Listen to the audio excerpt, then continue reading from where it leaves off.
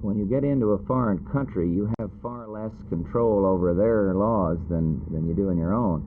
But certainly I would recommend, as far as our input goes, as far as what this country can do, is as much protection for our own embassy people as we can possibly provide to guard against it. And then, of course, I think the strongest diplomatic protest is what's required. But how we go beyond that, I simply don't know. But I do think we need to review our whole safety procedures with our own embassy people abroad to see that they are given maximum protection. Perhaps the UN could do something effective in this area. Certainly it seems to me they ought to try, but I haven't been too happy with their success in bringing, in solving these problems.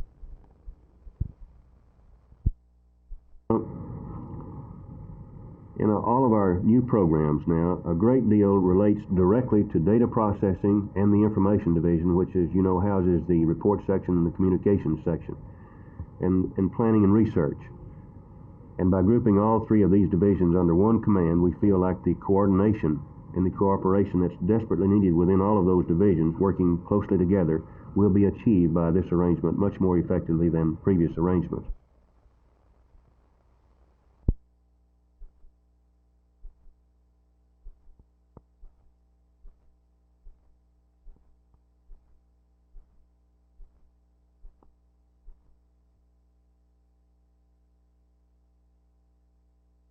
From what I read in the newspaper, the request for the Dallas Police Department is something like $100 a month per person.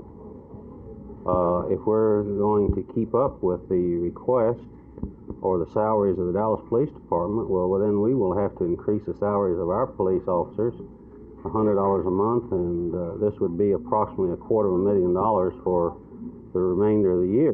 To a administrator type or a manager type of government, then I guess we'll just have to struggle along.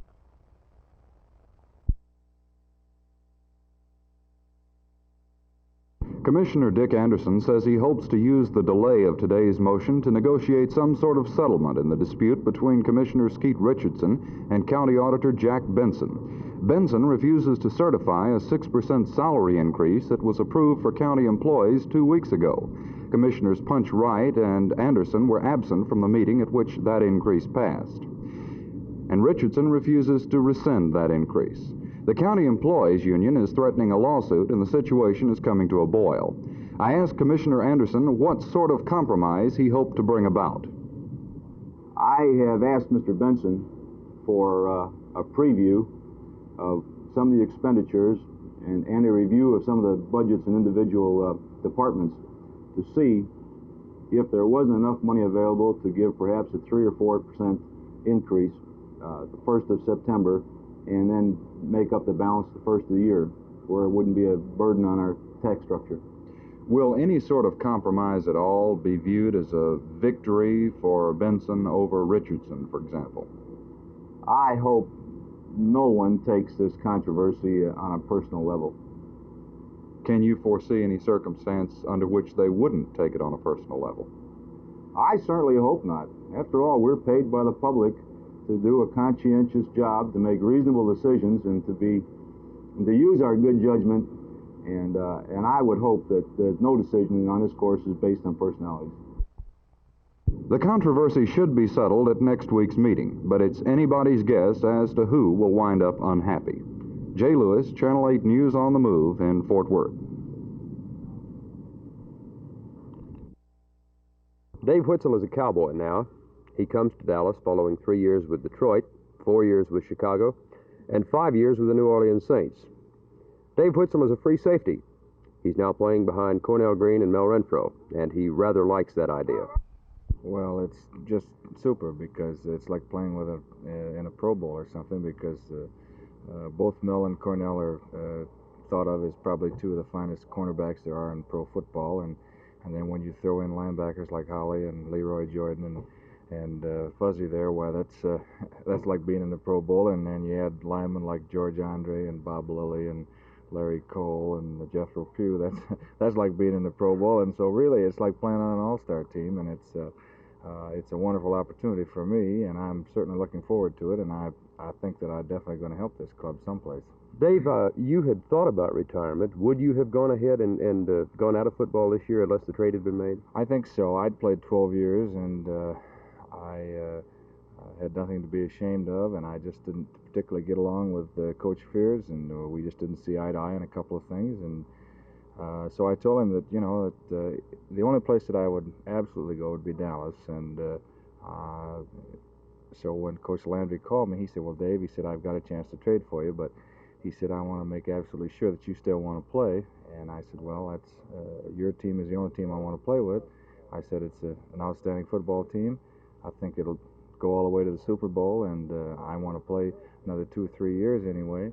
And I said, I understand that you're looking for a free safety, and I said, I think I can fill the bill. And if you want to make the trade, why, I'll give it the best shot I got. Dave Witzel is 34 years of age right now. Matter of fact, his teammates on the Cowboys are kidding him about being the man who will most benefit from the recent pension plan agreement between the owners and players.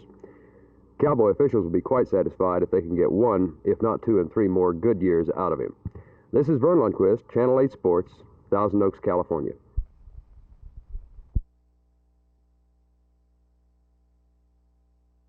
On our 1970-71 budget, we call for an increase of $283,000. Mr. Moffitt, how much of a tax increase do you need to operate the city for this coming year? In proposing this budget, this amount of money will have to come from a 31-cent tax increase. This has been called due to the fact that our sales tax has failed to pass on 2 different occasions when it was called for a vote.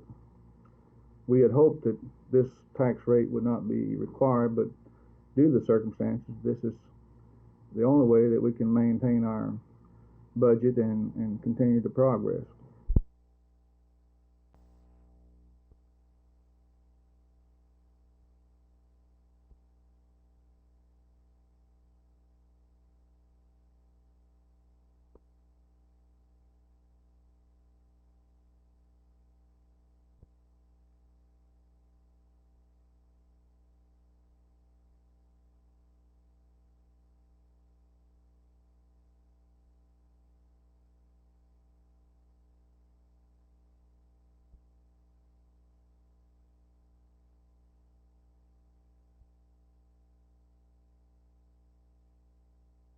In '64, I won our state intermediate championship down in Brownsville, and right after that, I went into men's classes, and I really started practicing a whole lot then, because I wasn't but 18, and I was wanting to compete with them, and I started shooting a whole lot so I could.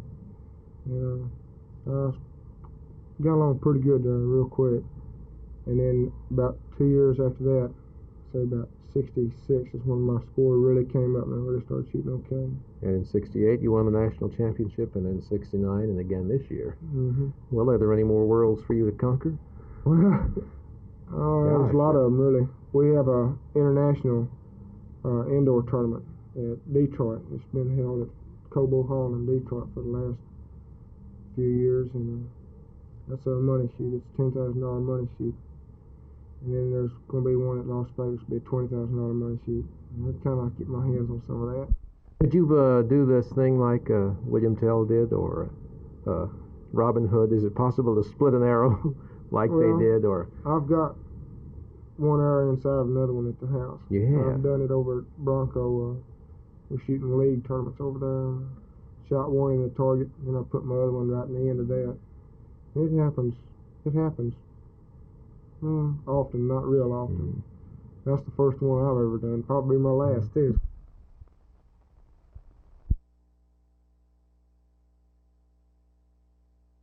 Well, I think this government's going to have to determine whether it's safe to have American citizens in those countries. I think at some point somebody's going to have to wrestle with the problem, the administration, the people in charge of our foreign affairs, as to whether you can have diplomatic relations if the lives of your people are not protected. And I think this is what it fundamentally boils down to. In the long run, if it continues, would you be in favor of dropping diplomatic relations? Well, I think if people, American citizens, couldn't go there with reasonable safety, certainly I would be in favor of considering that step. But without, knowing the, I think it'd be pretty hard to get volunteers to go there anyway, too, as a matter of fact, if it gets worse than, a sporadic individual.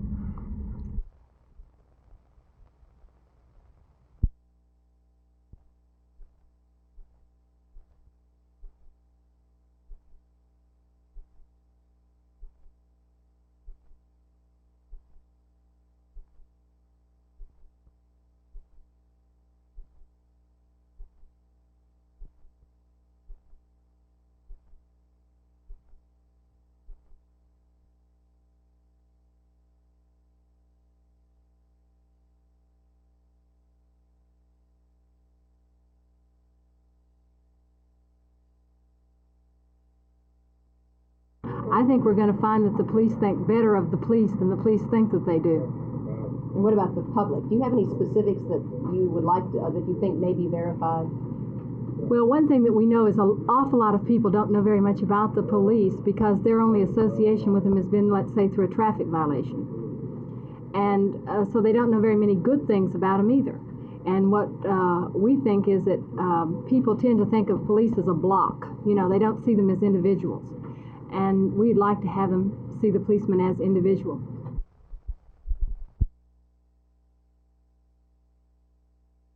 Well, I feel that the arrangement, the functional arrangement, has not been such that would give us the very maximum level of efficiency. And I feel that with this new arrangement, that the functions will be better related and better coordinated by this arrangement.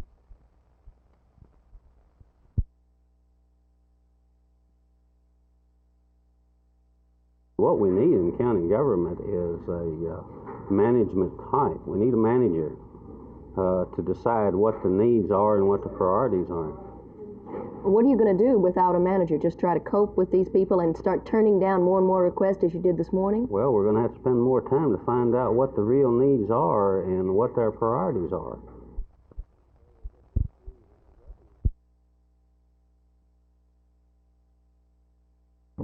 Lieutenant Evans, can you tell us what happened here? This time, all I can tell you is that one car was going the wrong way on the Loop 35W, and that we have 5 people involved, and we're getting them to the hospital as quick as we can.